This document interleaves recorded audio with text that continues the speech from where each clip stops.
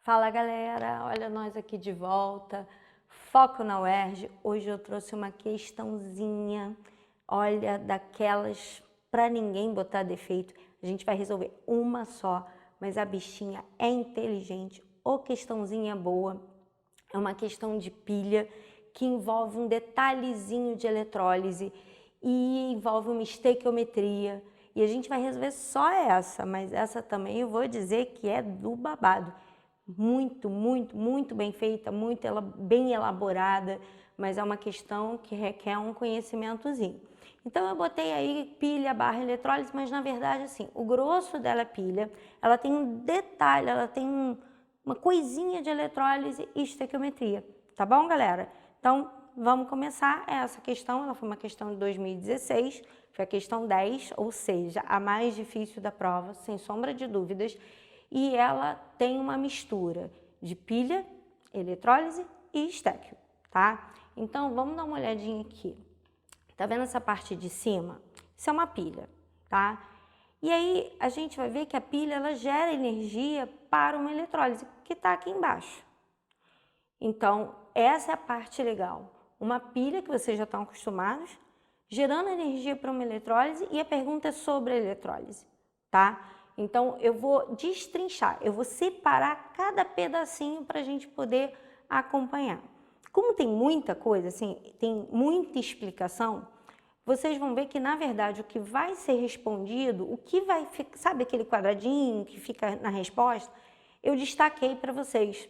Só o que vai para o espaço de resposta é o que eu botar em umas caixinhas azuis, tá? Então, assim, o que vai ficar no espaço de resposta é bem pouquinho. O que vocês vão ter, na verdade, é muita explicação para a gente chegar naquele raciocínio.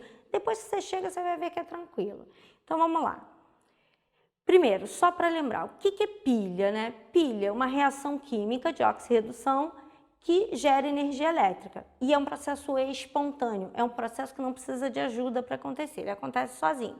Então, uma reação química, alguém deu elétron, alguém recebe elétron, e nesse processo, se eu quiser, eu boto alguma coisa ali no meio, pode usar essa energia elétrica para acender uma lâmpada, para mover alguma coisa. Nesse caso específico, a gente vai usar para eletrólise. E aí, a eletrólise, está vendo aqui, ó, aqui embaixo, ó. A eletrólise, ela é o contrário. Eu pego a energia elétrica e faço uma reação que não era espontânea acontecer, tá? Então, ela precisa de energia. Então, coisas que normalmente oxidam vão reduzir, coisas que normalmente reduzem vão oxidar, tá bom? Só para a gente lembrar, oxidação e redução. Oxidação, o cara está doando elétron e o NOx sobe, o NOx vai ficar mais alto. E na redução vai haver um ganho de elétrons e o NOx vai cair, o NOx vai ficar mais baixo. Então, a ideia aqui, vamos separar. Pilha, em cima, tá? Tudo que está de vermelho, toda essa parte em vermelhinho, é uma pilha. E se você olhar, é uma pilha super comum, cobre e zinco, né? A pilha de cobre e zinco é aquela basicona que você aprendeu na primeira aula de pilhas, com certeza. E aqui embaixo, uma eletrólise no meio aquoso. Vamos deixar claro o seguinte, eu não vou entrar nessa aula pesada em eletrólise, porque é um assunto que vai render outra aula grandona. É um detalhezinho, e aí na parte de eletrólise eu vou só fazer um en passant, mas a parte pilha a gente vai ver com detalhes. Detalhe que o texto diz pra gente que essa eletrólise é feita com eletrodo inerte. O que significa isso? O eletrodo não participa da reação. O eletrodo está lá só para carregar elétron. Bom, primeira pergunta, calcular a diferença de potencial em volts. Então, essa é a primeira faixa da pergunta que eu vou destacar. Então, como é que eu vou saber como calcular a diferença de potencial dessa pilha? Repara que eu peguei o desenho de novo, mas eu vou isolar a parte da pilha, tá? Lembra que a parte de baixo é uma eletrólise, eu estou isolando a pilha. E aí é como se eu analisasse a pilha ligada cobre e zinco. Normalmente você está acostumado com ele ligado aqui por cima, ó. Você está acostumado com ele ligado aqui por cima. Vamos fingir que eu tinha mais fio e resolvi dar essa volta. Olha só, eu resolvi dar essa volta, tá vendo? Então vamos analisar a pilha pela pilha? Só a pilha, esquece a eletrólise. Vamos pensar só nessa pilha. Bom, primeira coisa, se ele não tivesse me dado a DDP, né, a diferença de potencial, a energia de um e de outro, eu poderia fazer essa pilha sem precisar do E0, sem precisar do potencial. Por quê? Porque eu tenho grupos diferenciados, tá? Existem grupos que eles têm mais ou menos reatividade. Então, vamos dar uma olhadinha aqui. Esse primeiro grupo não são todos da 1A e depois os da 2A, tá? Você vê que está misturado. O lítio é que tem maior reatividade e o magnésio quem tem menor reatividade, mas você vê que aqui tem 1A e 2A misturado. Então, o grupo 1A e 2A não precisa decorar essa ordem, ele está misturado ali na reatividade decrescente. Depois a gente vem para os metais comuns. Os metais comuns, está vendo aqui, alumínio, zinco, cromo, ferro, são metais ainda muito reativos, mas menos reativos que a 1A. Hidrogênio está marcado de vermelho. Por que ele está marcado de vermelho? Porque ele não é um metal, mas ele se comporta como porque ele se comporta como cátion. E aqui embaixo, os metais nobres, que são aqueles metais que não têm muita tendência à oxidação. Eles têm dificuldade de doar elétrons. Eles oxidam, mas não com muita facilidade. E aí estão zinco e cobre. Dá para ver? Um é o zinco, que ele está no grupo dos metais comuns, e o cobre, que está no grupo dos metais nobres. O que isso significa? Que o zinco tem tendência a oxidar e que o cobre tem tendência a reduzir. E aí eu marquei para vocês, porque você vai dizer, pô, vou ter que decorar. Não, não vai ter que decorar, não. Primeiro que os nobres são só 6, eles estão pertinho. Dá uma olhadinha, ó. Cobre, paládio, prata, platina, ouro e mercúrio. Ou seja, é fácil de saber na tabela porque os 6 estão juntinhos. 1A e 2A não precisa decorar a ordem, porque o cara, se ele pegar 2 elementos da 1A e 2A juntos, ele vai ter que te dar o E0, e aí fica fácil de identificar quem é mais reativo. Se ele não der, ele vai pegar um elemento da 1A e um metal comum, um elemento da 2A e um metal nobre, então vai ficar fácil. E esse grupinho aqui, ó, esse grupinho aqui de baixo, é um grupinho dos metais que tem radioatividade. Elementos que são radioativos normalmente não vão entrar em pilha eletrólise porque eles são problemáticos, eles são radioativos, tá? Então, eles não fazem parte dos chamados metais comuns porque eles são radioativos. Então, moleza de identificar cada grupo na tabela. A pilha antes, vamos dar uma olhadinha na pilha antes, ó. Eletrodo de zinco, que a gente já sabe que o eletrodo de zinco tende a oxidar, porque a gente viu que ele está no grupo dos metais comuns. E o eletrodo de cobre, que está no grupo dos metais nobres. Aqui, o aparelho que eu vou botar para ligar a lâmpada, a minha eletrólise, vai ficar aqui no meio, vai ficar entre o zinco e o cobre, tá? A ponte salina, que a gente vai ver a função dela já já, uma solução zinco no zinco, sulfato de zinco, um sal solúvel, e cobre no cobre, uma solução também solúvel, beleza? Então, essa é a pilha antes. Lembrando, zinco é metal comum e o cobre é metal nobre. E depois, quando a pilha começa a funcionar, como é que a coisa, flui, como é que a coisa funciona? Vamos lá. Primeiro, lembrar, o zinco, metal comum, vai oxidar. Quem oxida, corrói, sofre corrosão, vai perder massa. Com o passar do tempo, vê que ó, ele está desgastado, ok? Ele fica com desgaste. E aí, polo negativo. Como é que eu sei que esse polo é negativo? Esse processo não é espontâneo? Então, tem muito elétron. Onde tem muito elétron, esses elétrons, na verdade, estão sobrando. Se está sobrando, polo negativo. O cobre vai ter um ganho de massa. Tá vendo aqui embaixo que ele está gordinho? Porque o cobre está deixando a solução, está ganhando elétron, virando cobre zero e grudando ali na parte de baixo, se adaptando ali aquele fundinho. E aí o interessante também observar que quanto mais embaixo, mais cobre, por causa do poder das pontas, lembra? Eu tenho um poder das pontas onde os elétrons vão se acumular mais ali embaixo, ele vai encher de massa um pouquinho mais ali embaixo. E aí o meu cátodo, o meu cátodo, vai ter sinal positivo, até porque, de novo, o processo é espontâneo. Espontaneamente, os elétrons migrariam para onde? Para onde o elétron negativo seria atraído? Justamente para um polo positivo, os opostos se atraem. Então, os meus elétrons, eles vão fluir no sentido do anodo para o cátodo, de quem oxida, de quem dá o elétron para quem reduz. Quem dá o elétron tem muito elétron, está com o elétron sobrando, tem muito carga negativa, sendo atraído para o polo positivo, beleza? Agora, fica esperto, porque se a gente perguntar corrente elétrica, ela está ao contrário. A corrente elétrica, que é outra coisa que a química nem discute, isso é uma coisa que a física discute, ela vai no sentido contrário ao fluxo de elétrons, tá? Então, esperto para isso. À medida que o zinco vai se oxidando, ele vai se acumulando na solução. Olha só como é que eu vou acumulando zinco, vai sobrando zinco. E aí, para poder equilibrar as cargas, porque está com excesso de zinco, está com excesso de carga positiva, entra a ponte salina. O que a ponte salina faz? Ela doa íons para equilibrar essa carga. Então, começa a descer. No caso da nossa ponte salina, como ela tem sulfato de potássio, o sulfato começa a descer para equilibrar as cargas aqui. Por outro lado, o cobre começa a deixar a solução e virar cobre zero, começa a sobrar sulfato. Olha só o excesso de sulfato que a gente tem aqui, tá vendo? Começa a ficar muito sulfato, então começa a ter muita carga positiva, muita carga negativa. O que acontece? A ponte salina começa a fornecer potássio, fornecer carga positiva para equilibrar a carga até que as cargas se equivalham.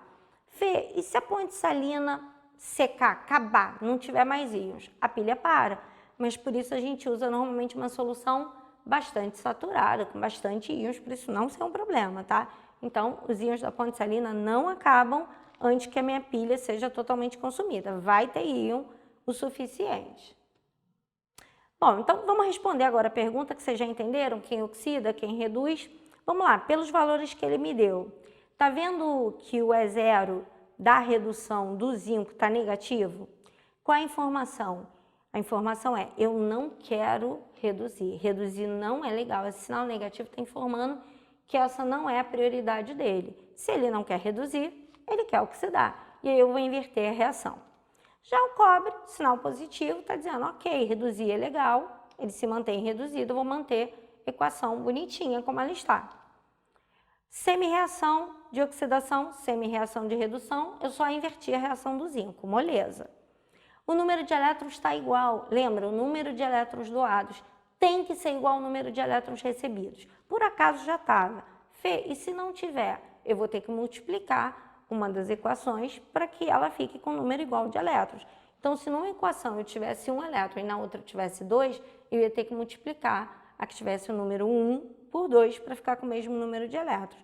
Mas aqui está certinho, foi só cortar e aí eu consigo chegar na minha equação global, beleza? Como é que eu vou fazer agora? Olha o quadrinho azul aparecendo. Esse quadrinho azul é a resposta. Tudo isso que eu coloquei, tudo isso que eu falei, fora, espaço externo. Rascunha do lado de fora do quadradinho, nada disso que eu botei do lado de dentro do quadradinho. Nem a reação você não precisa colocar porque ele não pediu, tá bom? Então tá aqui, ó. Como é que eu calculo o ΔE? Como é que eu calculo a variação de potencial? É o E de oxidação mais o E de redução. Dica, não usa E maior menos E menor se você tem esse hábito, porque isso pode dar erro. A UERJ já fez, a gente vai fazer essa questão em que se eu tentar botar E maior menos E menor, dá errado. Usa E de oxidação somado ao E de redução. Bom, inverti a reação, o E de oxidação foi para 0,76 positivo, mais o 0,34, que eu não mudei, total 1,10. Uma dica, se você dobrar qualquer uma das reações, o E0 dela, o padrão não muda, porque não é volt por mol, é só volt. Então, você não vai multiplicar o E0, tá bom? Você só multiplica a reação, o E0 fica. Bom, voltando ao nosso elétron, né? Eu estou oxidando, ele elétron vai pelo fio, ele vai descer, anodo, a gente já viu, polo negativo, vai haver corrosão do zinco, tudo igual, tudo que a gente já tinha visto antes. E aí, olha só que legal, o elétron saiu daqui do zinco, veio pelo fio e chegou aqui. E aí esse eletrodo é um eletrodo inerte e o eletrodo inerte ele só fica com o elétron, beleza? Com aquele monte de elétrons, o que acontece? A prata é atraída para ele e a prata então ganha elétron e sofre redução. Só que agora é uma eletrólise. E o que acontece? Esse polo é negativo, ele atraiu a prata, tá? Na eletrólise o processo inverte. Onde havia o polo negativo, agora o polo é positivo. Onde havia polo positivo, agora o polo é negativo. Os polos vão trocar. Então, beleza, houve uma redução. Um detalhe, anodo, oxidação, catodo, redução, sempre, na pilha e na eletrólise, tá bom? Isso não muda. E aí me interessa, eu falo da deposição dos íons prata, é isso que o problema quer. A única coisa da eletrólise que me interessa é isso, deposição dos íons prata. E aí do outro lado eu vou até terminar o restinho, mas não precisava, tá? Se separasse aí já resolvia a questão. Se houve redução desse lado de cá, do outro lado tem que haver uma oxidação. Se desse lado é o catodo, a redução sempre ocorre no catodo, o outro lado é uma oxidação, é o anodo. Repara que na pilha o anodo é negativo, na eletrólise o anodo é positivo, os polos invertem. Um processo é espontâneo e o outro não é. E aí vai haver uma produção de gás oxigênio. Mas, Fê, de onde vem o oxigênio? Da água. Eu não vou discutir isso hoje com vocês, tá? Eu vou fazer uma aula com uma questão de eletrólise meio aquoso só para fazer essa discussão, beleza? Mas entre o nitrato e a hidroxila, vai ganhar a hidroxila e ele vai produzir gás oxigênio. Mas isso é para outra aula. E os elétrons chegam lá em cima no cobre, vai haver redução do cobre, o cobre reduz no catodo, polo positivo, a gente já tinha visto isso, vai haver deposição do cobre normal, beleza? O que me interessa é esse lado, eu vou separar só o lado que me interessa. Então, cortei a imagem para ficar só com o que é relevante. Então, só isso aqui é o que eu quero. Isso já é o suficiente para resolver a questão. Ele quer a massa em grama no anodo consumido na deposição. Olha só, anodo consumido é o zinco. Quem é que vai consumir? Porque o outro anodo está produzindo gás. O anodo da eletrólise está produzindo gás. É esse anodo que teve corrosão. Então, ele quer saber do zinco com a prata. Ele está fazendo essa relação zinco-prata. Semi-reação de redução, a prata está ganhando elétron, ela está ganhando um elétron só e está virando prata zero. O zinco está doando 2 elétrons, está virando zinco 2+, está sofrendo corrosão. Como eu falei, o número de elétrons doados tem que ser igual ao número de elétrons recebidos, tem que multiplicar a reação por 2, cortei os elétrons e aí essa fica a minha reação global. O que eu vou analisar para estéquio, para acabar? Prata mais da solução, porque lembra que todos os íons prata vão ser depositados e ele quer saber a relação do zinco que foi consumido. Então, zinco consumido, zinco zero. Prata e íons prata é a prata da solução. Então, esses dois caras me interessam para estéquio. Bom, repetir a reação e aí vem os dados da solução para a gente acabar. Tá vendo aqui, ó, eu tenho meio litro de uma solução de nitrato de prata, 0,01 mol por litro. Então, não tem que fazer nessa ordem exatamente, tá? Mas é uma ordem que eu achei lógica. Então, ó, tirei daqui, ó, 0,01 mol por litro. Aí você tanto pode usar 1000 ml ou 1 litro, tanto faz. Mas eu só usei 500 ml ou meio litro, tá? Isso significa que eu vou ter 0,005 mol de nitrato de prata. Para cada nitrato de prata, eu tenho 1 mol de prata, porque a fórmula tem uma prata só.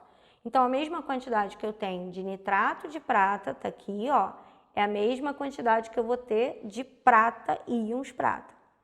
Dica. Tá vendo que tem muito zero?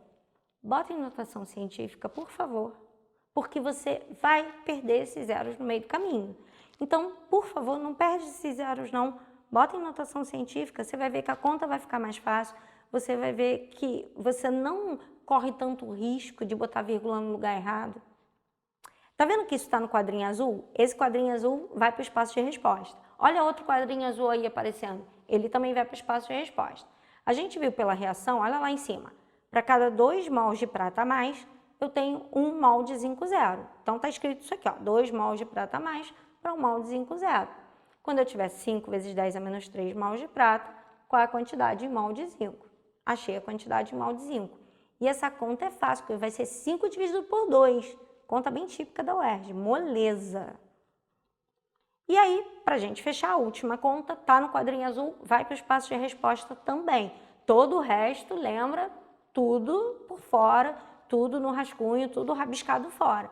Só o que está no quadrinho azul fica no espaço de resposta. Cada um molde zinco, isso você vai ver na tabela, tá, gente?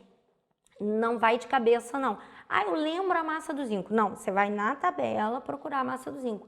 E olha a legenda, porque eu já vi muita gente pegando o número atômico no lugar da massa e massa no lugar do número atômico. Então, um molde zinco, 65 gramas e meio, 2,5 vezes 10 a menos 3 mol para X, e eu chego no valor final.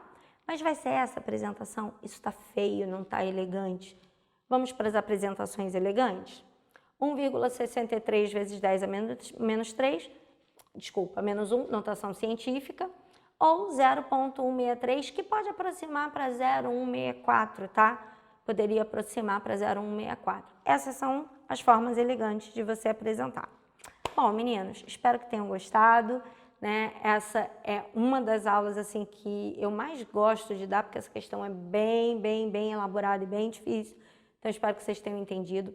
Toda sexta-feira, 18 horas, vai sair outra diquinha dessa pra gente, né, entender melhor essas questões, trabalhar melhor essas questões. Se puder, curte, compartilha, né, divulga, porque isso é uma ajuda que vai ser legal para todo mundo, tá bom? Vejo vocês de novo, sexta-feira, 18 horas. Beijo, fui!